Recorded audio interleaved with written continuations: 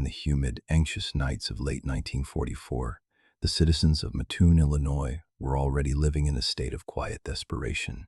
The world was at war, and every household had a map on the wall and a prayer for a son or husband overseas.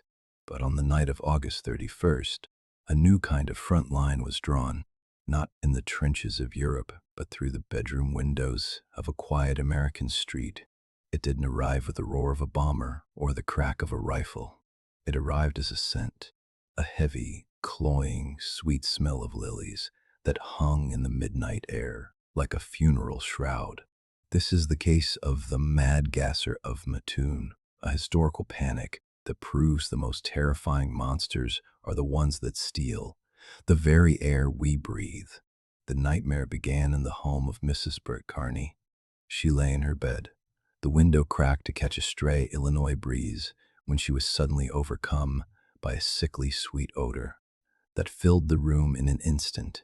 Before she could even call out to her husband, the world began to slip away. Her legs became heavy, then cold, then completely unresponsive. She was paralyzed from the waist down, trapped in her own bed, and she watched a tall, thin figure in dark clothing retreat into the shadows of her backyard.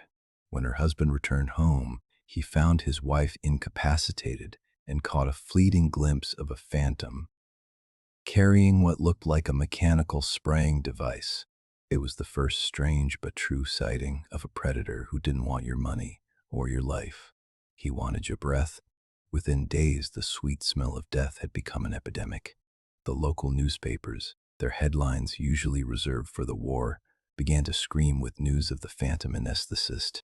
Dozens of residents reported the same haunting symptoms: the sudden onset of a floral scent, followed by an immediate swelling of the throat, nausea, and a total terrifying paralysis of the limbs. The town didn't just panic, it shut down.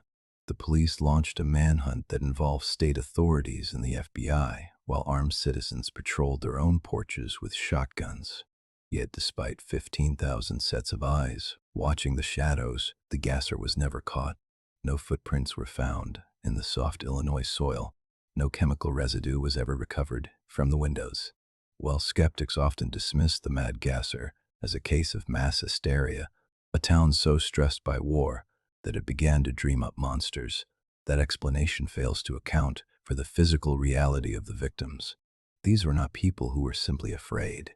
These were people whose bodies had been chemically or unnaturally silenced. Like the Mary Celeste, where a crew vanished from a perfectly safe ship, the victims in Mattoon were taken from the safety of their own beds by a force that left no trace. They were the prey of a shadow that could stand in a room, steal the air, and walk back into the night without ever being more than a scent. The gas stopped as suddenly as it had begun, leaving the archive of Mattoon forever haunted by a question that has no answer. The FBI files were closed.